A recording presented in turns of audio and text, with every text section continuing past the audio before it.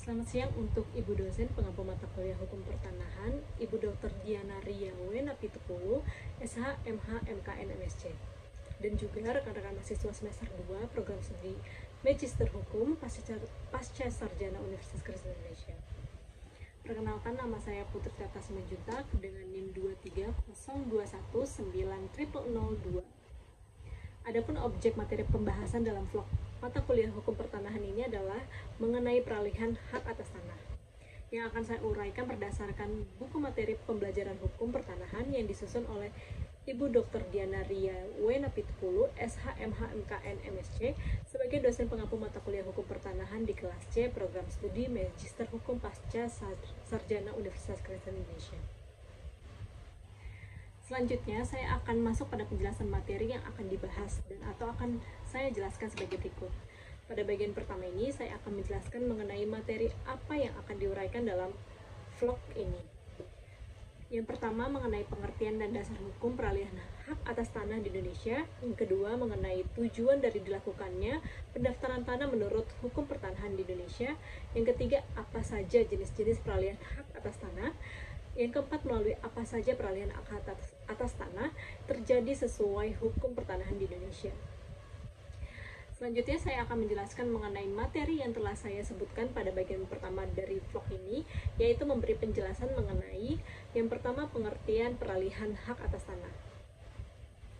Secara sederhana, peralihan hak atas tanah adalah merupakan perpindahan hak atas tanah dari pemegang hak yang lama kepada pemegang hak yang baru, secara sah berdasarkan peraturan perundang-undangan.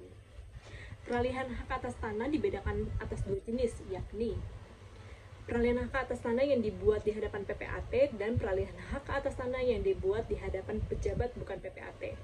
Peralihan hak atas tanah yang dibuat di hadapan PPAT terdiri atas jual beli, in-bank, tukar-menukar, pembagian hak bersama, hibah, hak tanggungan, hak guna bangunan, hak pakai di atas hak milik serta waris. Sedangkan peralihan hak atas tanah yang dibuat di hadapan pejabat bukan PPAT terdiri atas lelang dan wakaf. Peralihan hak atas tanah dapat beralih dan dialihkan. Beralihnya suatu hak atas tanah dapat terjadi karena pewarisan.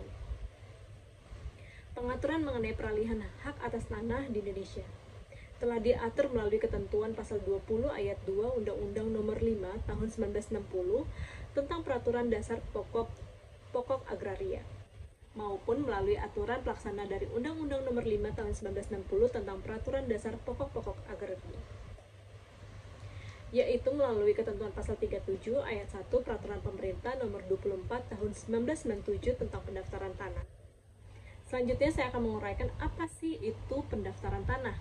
Berdasarkan ketentuan pasal 1 ayat 1 PP nomor 24 tahun 1997, pendaftaran tanah dapat kita ketahui sebagai suatu rangkaian kegiatan yang dilakukan oleh pemerintah secara terus-menerus berkesinambungan dan teratur, yang meliputi pengumpulan, pengolahan, pembukuan, dan penyajian serta memelihara data fisik dan data yuridis dalam bentuk peta dan daftar mengenai bidang-bidang tanah dan satuan-satuan rumah susun. Termasuk juga pemberian surat tanda bukti yang haknya bagi bidang-bidang tanah yang sudah ada haknya dan hak milik atas satuan rumah susun. Kemudian selanjutnya, perlu kita ketahui apa yang menjadi tujuan dari pendaftaran hak atas tanah yang dilakukan. Berdasarkan ketentuan pasal 19 Undang-Undang Nomor 5 Tahun 1960 tentang Pokok Agraria dan ketentuan pasal 3 Peraturan Pemerintah Nomor 24 Tahun 1997 tentang pendaftaran tanah. Adapun tujuan pendaftaran tanah itu diharapkan memberikan yang pertama, kepastian hukum dan perlindungan hukum kepada pemegang hak atas suatu bidang tanah, satuan rumah susun, hak-hak lain yang terdaftar agar mudah membuktikan dirinya sebagai pemegang hak yang bersangkutan.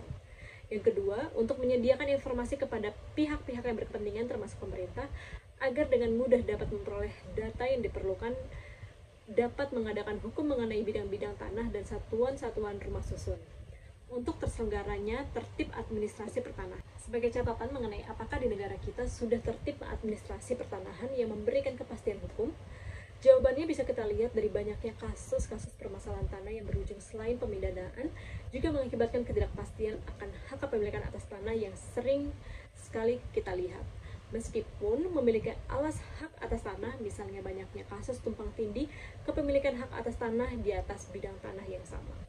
Contoh kasus yang akan saya bahas di vlog ini adalah masalah tumpang tindih sertifikat hak milik atas tanah di Kota Banjarbaru, putusan nomor 24/2014/2014/PTUN.BJM hasil penelitian di Kantor Pertanahan Kota Banjarbaru. Pada tahun 2014 telah terjadi gugatan tumpang tindih sertifikat hak milik atas tanah, yaitu penerbitan sertifikat hak milik nomor 8992 Kelurahan Cempaka tanggal 20 Februari 2013 atas nama Rusli Saberi Ajuri, luas tanah 4.965 meter persegi dengan surat ukur nomor 1410/CPK/2012 tanggal 18 Desember 2012 yang terletak di Jalan Aneka Tambang RT 3 RW 1 Kelurahan Cempaka, Kecamatan Cempaka, Kota Banjarbaru, Provinsi Kalimantan Selatan.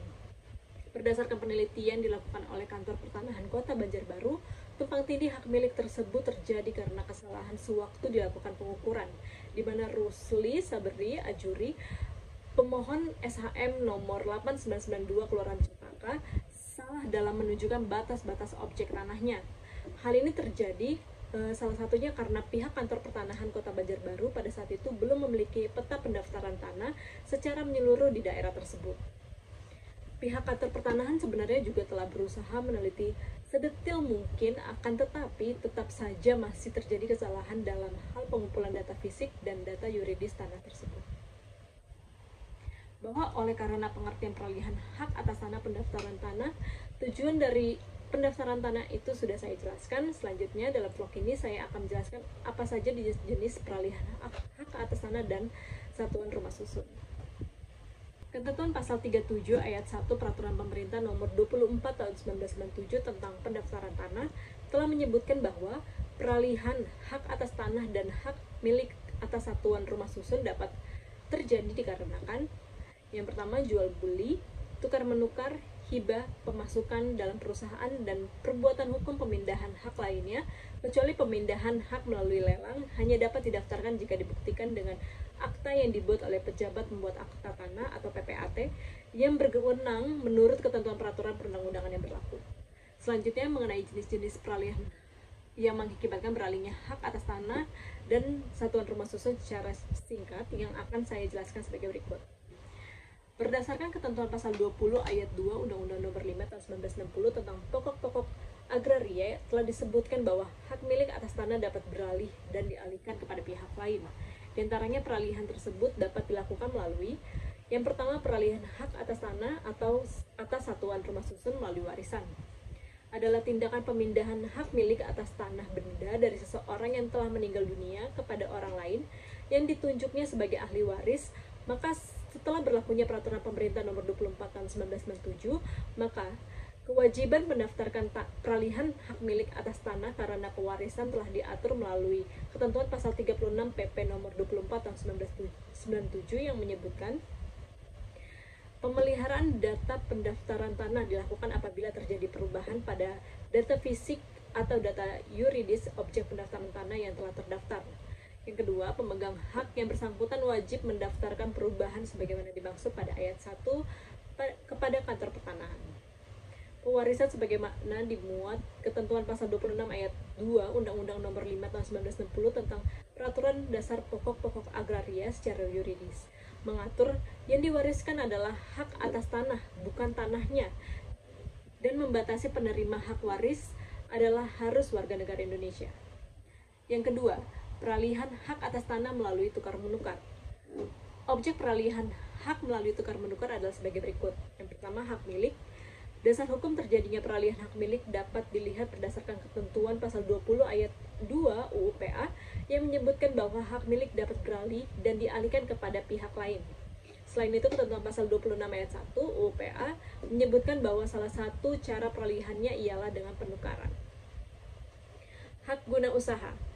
Dasar terjadinya peralihan hak guna usaha dapat dilihat berdasarkan ketentuan pasal 28 ayat 3 UU PA yang menyebutkan bahwa HGU dapat beralih dan dialihkan kepada pihak lain. Selain itu, ketentuan pasal 16 ayat 2 PP nomor 40 tahun 1996 menyebutkan bahwa salah satu cara peralihannya ialah dengan tukar menukar. Yang ketiga, hak guna bangunan. Dasar hukum terjadinya peralihan HGB dapat dilihat berdasarkan ketentuan pasal 35 ayat 3 UU PA yang menyebutkan bahwa HGB dapat beralih dan dialihkan kepada pihak lain. Yang keempat, hak pakai. Dasar hukum terjadinya peralihan hak pakai diatur dalam pasal 43 UU PA. Peralihan hak atas tanah melalui hibah.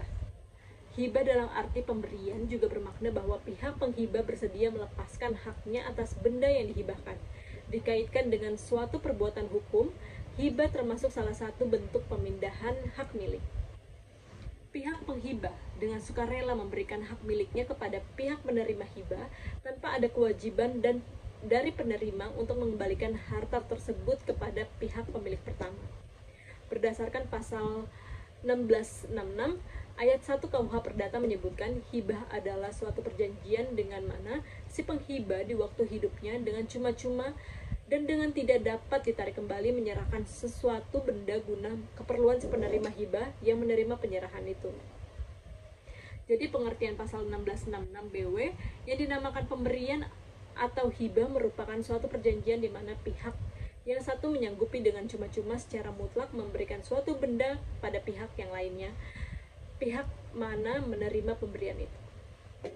Yang keempat, peralihan hak atas tanah melalui jual beli. Pengertian jual beli menurut ketentuan pasal 1457 KUH Perdata merupakan suatu perjanjian dengan mana pihak yang satu berjanji mengikatkan diri untuk menyerahkan suatu benda dan pihak lainnya berjanji untuk membayar harga yang telah diperjanjikan. Di samping itu, jual beli juga diatur dalam hukum adat. Jual beli yang mengakibatkan beralihnya hak milik tanah kepada penjual disebut dengan istilah jual lepas. Jual beli memiliki dua subjek, yaitu penjual dan pembeli, yang masing-masing mempunyai kewajiban dan berbagai hak. Maka mereka masing-masing dalam beberapa hal merupakan pihak yang berwajib dan dalam hal-hal lain merupakan pihak yang berhak. Ini berhubungan dengan sifat timbal balik dari persetujuan jual beli. Objek dari jual beli di sini ialah hak atas tanah yang akan dijual. Dalam praktiknya, hal ini dikenal dengan jual beli tanah. Hak atas tanah yang dijual bukan tanahnya. Mengacu pada pasal 39 ayat 1 Peraturan Pemerintah Nomor 24 Tahun 1997 ditetapkan bahwa PPAT menolak untuk membuka akta jika yang pertama mengenai bidang tanahnya yang sudah terdaftar atau hak milik atau rumah susun. Kepadanya tidak disampaikan sertifikat asli hak yang bersangkutan atau sertifikat yang diserahkan tidak sesuai dengan daftar-daftar yang ada di kantor pertanahan. B. Mengenai bidang tanah yang belum terdaftar kepadanya tidak disampaikan sebagai berikut. Surat bukti hak sebagaimana dimaksud dalam pasal 24 ayat 1 atau surat keterangan kepala desa atau kelurahan yang menyatakan bahwa tanah yang bersangkutan menguasai bidang tanah tersebut sebagaimana dimaksud dalam pasal 24 ayat 2 dan surat keterangan yang menyatakan bahwa bidang tanah yang bersangkutan belum bersertifikat dari kantor pertanahan atau untuk tanah yang terletak di daerah yang jauh dari kantor pertanahan, surat keterangan dari pemegang hak yang bersangkutan dengan dikuatkan oleh kepala desa atau kelurahan. Objek tanah dapat berupa tanah yang sudah bersertifikat dan tanah yang belum bersertifikat. Misalnya tanah hak milik adat yang belum dimohonkan konversi oleh pemegang haknya menjadi hak milik menurut pasal 20 ayat 1 UU PA. Yang kelima, inbreng, pemasukan modal dalam perusahaan. Inbreng adalah istilah dari bahasa Belanda yang berarti penyetoran modal yang dilakukan tidak dalam bentuk uang tunai, melainkan dalam bentuk barang atau harta. Inbreng tanah jadi setoran modal secara aturan penyerahan tanah merupakan objek PPN sehingga dianggap terjadi penjualan atas tanah yang kemudian disetor menjadi modal perseroan. Atau perseroan bisa dianggap membeli tanah dan bangunan dalam waktu bersamaan, ada setoran modal dari salah satu pemegang saham. Jadi pemegang saham yang ingin menyertakan aset non-tunainya ke dalam perusahaan sebagai bentuk investasinya. Proses penyertaan aset non-tunai ini disebut dengan inbreng, yang bisa berupa tanah dan bangunan, baik yang dihaki dengan hak milik, hak guna bangunan, maupun hak guna usaha, maupun hak milik atas satuan rumah susun. Yang keenam, peralihan hak atas tanah melalui pembagian hak bersama. Pembagian hak bersama bisa karena untuk membagi hak bersama karena waris atau dalam akta pemisahan, dan pembagian waris mereka dapat disepakati untuk melakukan pembagian sebidang tanah tertentu hanya dibagikan kepada salah seorang ahli waris. Misalnya, B yang memperoleh tanah tersebut atau tersebut dibagikan kepada kedua orang ahli waris dengan menyebutkan secara tegas bagiannya masing-masing. Ahli waris atau para waris yang memperoleh hak atas tanah tersebut bukan berasal dari para ahli waris lainnya, akan tetapi langsung dari pewarisnya.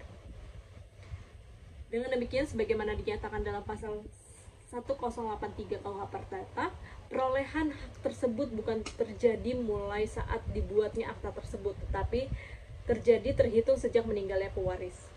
Pemisahan dan pembagian dalam pemilikan bersama yang terikat ini bersifat deklaratif dan mempunyai daya berlaku surut.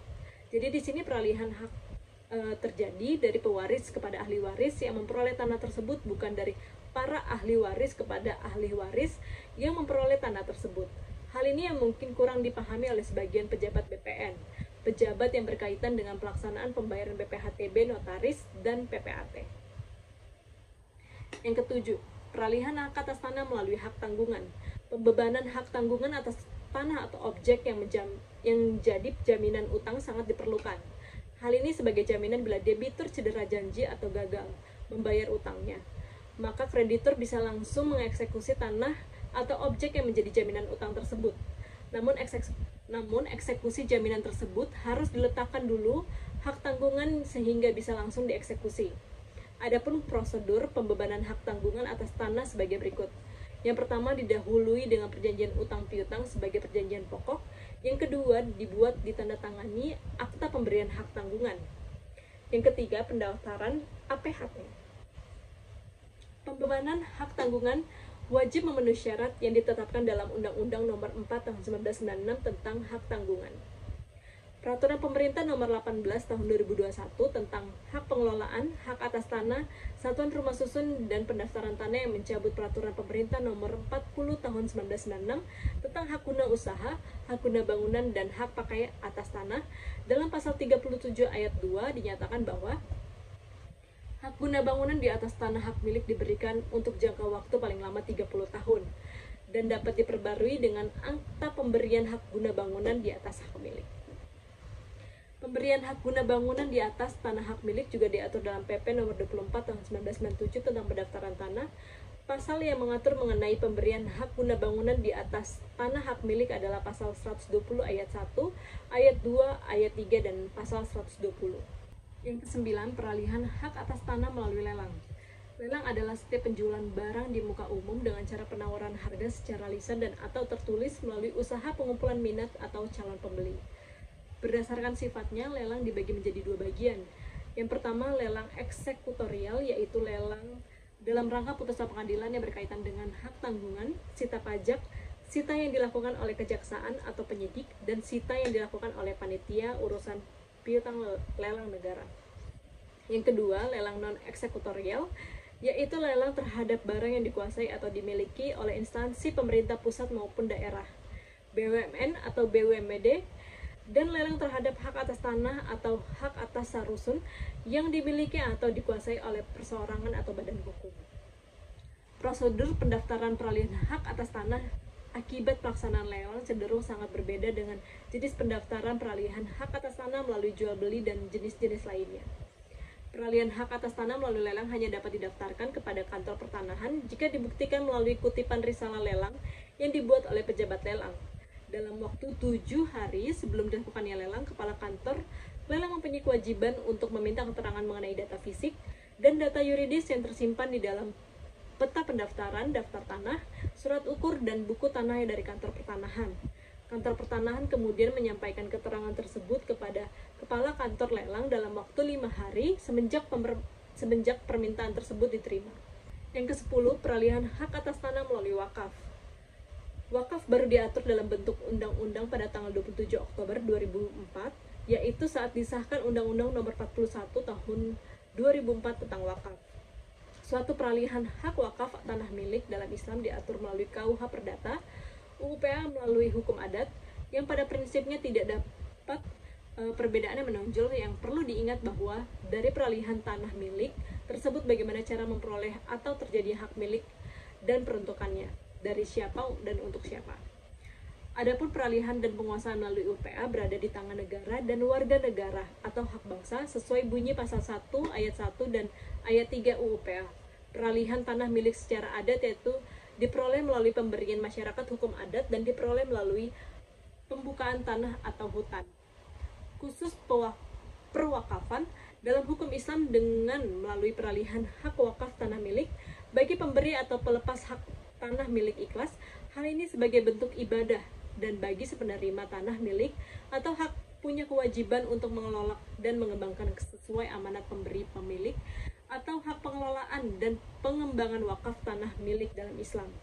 Apabila wakaf tersebut telah memiliki kekuatan hukum tetap, maka sebagai pengelola dan pengembangnya adalah nazir atau nadir. Ini dapat dilakukan secara perorangan, organisasi, atau badan hukum. Nazir ini harus profesional dalam melaksanakan pengelolaan dan pengembangan wakaf tanah milik atau hak. Ini biasanya diperuntukkan untuk kepentingan umat atau sesuai amanahnya. Adapun pengawasan wakaf tanah milik adalah pemerintah dan masyarakat setempat, dan wakaf tanah milik tidak atau dilarang untuk dipindah atau dialihkan kepada pihak lain maupun ditarik oleh pemberi milik atau hak wakaf. Pada bagian ketiga, kesimpulan. Dari jenis-jenis peralihan hak atas tanah maupun satuan rumah susun tersebut di atas, dapat diketahui peralihan hak atas tanah melalui jual beli, tukar menukar, hibah, inbreng, pembagian hak bersama, hak tanggungan, hak guna bangunan, hak pakai di atas hak milik dan waris. Harus dilakukan dengan pejabat pembuat akta tanah.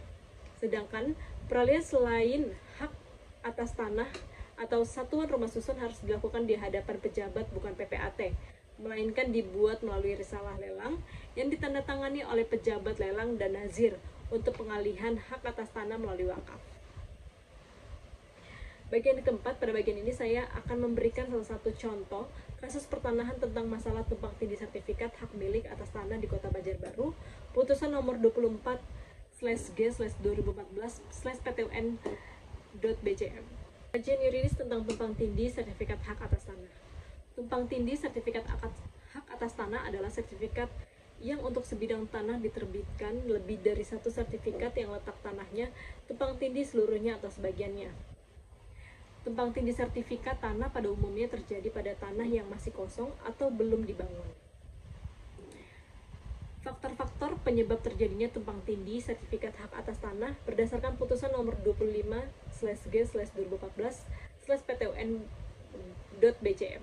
Hasil penelitian di Kantor Pertanahan Kota Banjarbaru pada tahun 2014 telah terjadi gugatan tumpang tindih sertifikat hak milik atas tanah, yaitu penerbitan sertifikat hak milik nomor 8992 Kelurahan Cempaka tanggal 20 Februari 2013 atas nama Rusli Sabri Ajuri, luas tanah 4.965 meter persegi dengan surat ukur nomor 1410/CPK tahun 2012 tanggal 18 Desember 2012 yang terletak di Jalan Aneka Tambang RT 03 RW 01 Kelurahan Cempaka, Kecamatan Cempaka, Kota Banjarbaru, Provinsi Kalimantan Selatan. Berdasarkan penelitian dilakukan oleh Kantor Pertanahan Kota Banjarbaru, tumpang tindih hak milik tersebut terjadi karena kesalahan sewaktu dilakukan pengukuran, di mana Rusli Sabri Ajuri atau pemohon SHM nomor 8992 Kelurahan Cempaka salah dalam menunjukkan batas-batas objek tanahnya. Hal ini terjadi karena salah satunya adalah karena pihak Kantor Pertanahan Kota Banjarbaru pada saat itu belum memiliki peta pendaftaran tanah secara menyeluruh di daerah tersebut. Pihak Kantor Pertanahan sebenarnya juga telah berusaha meneliti sedetail mungkin, akan tetapi tetap saja masih terjadi kesalahan dalam hal pengumpulan data fisik dan data yuridis tanah tersebut. Kasus tumpang tindih sertifikat tersebut terjadi karena dua faktor, yaitu faktor internal dan faktor eksternal. Faktor internal adalah adanya kesalahan yang dilakukan oleh pejabat Kantor Pertanahan Kota Banjarbaru, di mana pejabat yang bersangkutan tidak memeriksa atau tidak mengecek kembali sertifikat hak milik atas tanah yang diterbitkan sebelumnya di atas objek tanah tersebut, sehingga terjadi tumpang tindih. Selain itu, pejabat Kantor Pertanahan Kota Banjarbaru juga kurang teliti dalam memeriksa data fisik dan data yuridis atas sebidang tanah tersebut. Sedangkan faktor eksternalnya adalah sistem pemetaan yang kurang baik dalam sistem peta pendaftaran tanah. Kepala Kantor Pertanahan Kota Banjarbaru Ahmad Yanuari menyebutkan bahwa penyebab terjadinya tumpang tindih sertifikat hak atas tanah pada putusan nomor 25/G/2014/PTUN.BCM adalah karena sistem pemetaan kurang baik, sangat minim, bahkan pada waktu itu tidak terpetakan dan data yang ada di kantor pertanahan terima berasal dari desa atau kelurahan. Berdasarkan data di atas, dapat diketahui faktor-faktor penyebab terjadinya tumpang tindih sertifikat hak milik atas tanah di kantor pertanahan Kota Banjarbaru, putusan nomor 25/G/2014/PTUN.BCM adalah karena kantor pertanahan Kota Banjarbaru dalam menerbitkan sertifikat hak milik nomor 8992 Kelurahan Cempaka atas nama Rusli Sabri Ajuri tidak sesuai dengan prosedur dan bertentangan dengan ketentuan-ketentuan peraturan perundang-undangan yang berlaku. Beberapa data menunjukkan bahwa Rusli Sabri tidak hadir saat pembuatan peta bidang tanah atau pengukuran tanah dan dikuasakan kepada Ahyat berdasarkan kuasa lisan. Hal tersebut bertentangan dengan pasal 1 ayat 10 yang berbunyi, kuasa adalah orang atau badan hukum yang mendapat kuasa tertulis yang sah dari pemegang hak milik. Yang kedua, surat ukur nomor 1430/CPK tahun 2012 tanggal 18 Desember 2012 mencantumkan penunjukan dan penetapan batas oleh Rusli Sabri Ajuri yang disaksikan dan ditetapkan bersama-sama dengan pemilik tanah yang berkepentingan. Hal ini tidak sesuai dengan fakta yang terjadi di lapangan. Rusli Sabri Ajuri tidak turut hadir ketika pengukuran dan pemetaan bidang tanah yang dimaksud. Yang ketiga, permohonan pendaftaran hak atas tanah Rusli Sabri Ajuri tanpa tanda tangan. Yang keempat, panitia pemeriksa tanah tidak menjalankan tugas sebagaimana yang diatur dalam pasal 83 Peraturan Menteri Negara Agraria Kepala Badan Pertanahan Nasional nomor 3 tahun 1997, yaitu lurah atas nama Mas Juwaini sebagai panitia pemeriksa tanah tidak melakukan pemeriksaan lapangan untuk menentukan kebenaran bukti yang diajukan oleh pemohon pendaftaran tanah. Yang kelima, peta pendaftaran tanah belum menyeluruh di daerah objek sengketa. Yang keenam, pemohon, yakni pihak penggugat dan tergugat berdomisili di luar kota dan tidak mengetahui betul batas-batas tanahnya. Penyelesaian sengketa tumpang tindih sertifikat hak milik atas tanah di kantor pertanahan Kota Banjarbaru. Mekanisme penyelesaian sengketa tanah yang dilakukan oleh kantor pertanahan Kota Banjarbaru adalah sebagai berikut. Yang pertama, penyelesaian sengketa melalui kantor pertanahan. Pertanahan Kota Banjarbaru menyelesaikan sengketa pertanahan dengan langkah-langkah sebagai berikut. Yang pertama, menerima pengaduan. Pengaduan memohon penyelesaian dengan membawa barang-barang bukti yang dimilikinya. Kedua, kantor pertanahan melakukan pemeriksaan atau penelitian kebenaran data pengadu dicocokkan dengan data tertulis dengan data lapangan. Ketiga, kantor pertanahan melakukan pencegahan mutasi atau membiarkan dalam status aqua. Penyelesaian sengketa melalui kantor pertanahan adalah pembatalan surat keputusan tata usaha negara di bidang pertanahan oleh Kepala Kantor Pertanahan. Yang kedua, penyelesaian melalui pengadilan. Kepala Seksi Sengketa Konflik dan Perkara menjelaskan bahwa setelah ada keputusan yang sudah mempunyai kekuatan hukum tetap, maka akan ditindaklanjuti dengan permohonan pembatalan sertifikat yang dinyatakan cacat hukum. Kemudian Kepala Badan Pertanahan Nasional memerintahkan Kepala Kantor Pertanahan Kota Banjarbaru untuk melakukan hal-hal sebagai berikut. Yang pertama, mencatat batalnya sertifikat hak milik nomor 8992 Kelurahan Cempaka atas nama Rusli Sabri Ajuri seluas 4.965 meter persegi pada buku tanah dan daftar-daftar umum lainnya yang ada dalam administrasi pendaftaran tanah serta mematikan buku tanah yang bersangkutan. Yang kedua, menarik kembali dari peredaran sertifikat hak milik nomor 8992 Kelurahan Cempaka atas nama Rusli Sabri Ajuri seluas 4.965 meter persegi tersebut, dan apabila sertifikat tersebut tidak dapat dilaksanakan agar diumumkan satu kali dalam satu surat kabar harian yang beredar secara umum di Kota Banjarbaru. Yang ketiga, mempersilahkan kepada Rusli Sabri Ajuri untuk mengajukan kembali permohonan hak atas tanah negara yang secara nyata dikuasai sesuai peraturan perundang-undangan. Kesimpulannya, dari analisis sebagaimana terurai di atas, disimpulkan bahwa faktor-faktor penyebab terjadinya tumpang tindih sertifikat hak atas tanah di Kota Banjarbaru putusan nomor 25/G/2014 PTUN BJM adalah Kantor Pertanahan di Kota Banjarbaru dalam menerbitkan sertifikat hak milik nomor 8992 Kelurahan Cempaka atas nama Rusi Sabri Ajuri tidak sesuai dengan prosedur dan bertentangan dengan ketentuan peraturan perundang-undangan yang berlaku. Panitia pemeriksa tanah tidak menjalankan tugas sebagaimana diatur dalam pasal 83 Peraturan Menteri Agraria atau Kepala Badan Pertanahan Nasional nomor 3 tahun 1997, yaitu A. Peta pendaftaran tanah belum menyeluruh di daerah objek sengketa. B. Penggugat dan tergugat berdomisili di luar kota. C. Penggugat dan tergugat tidak mengetahui betul batas-batas tanahnya atau batas-batas objek tanahnya. Yang kedua, penyelesaian kasus tumpang tindih sertifikat hak atas tanah di Kota Banjarbaru dilakukan dengan mekanisme yang pertama, pengaduan, penelitian, pencegahan mutasi atau status quo, musyawarah dan pencabutan surat keputusan di bidang pertanahan oleh Kantor Pertanahan Kota Banjarbaru. B. Gugatan ke Pengadilan Tata Usaha Negara Banjarmasin. Yang ketiga, solusi Kantor Pertanahan Kota Banjarbaru agar tidak terjadi tumpang tindih sertifikat hak atas tanah, yaitu melakukan yang pertama, program komputerisasi peta pendaftaran tanah. Yang kedua, penertiban proses pendaftaran tanah. Yang ketiga, penertiban desa mengenai informasi tanah. Demikian vlog mengenai peralihan hak atas tanah yang dapat saya sampaikan, yang dimana vlog ini guna memenuhi nilai mata kuliah hukum pertanahan yang diajarkan oleh Ibu Dr. Diana Ria Wena Pitupulu, SH, MH, MKN, MSc. Semoga vlog ini bisa menjadi pengetahuan dan informasi yang baik bagi saya dan bagi setiap orang yang melihat vlog ini.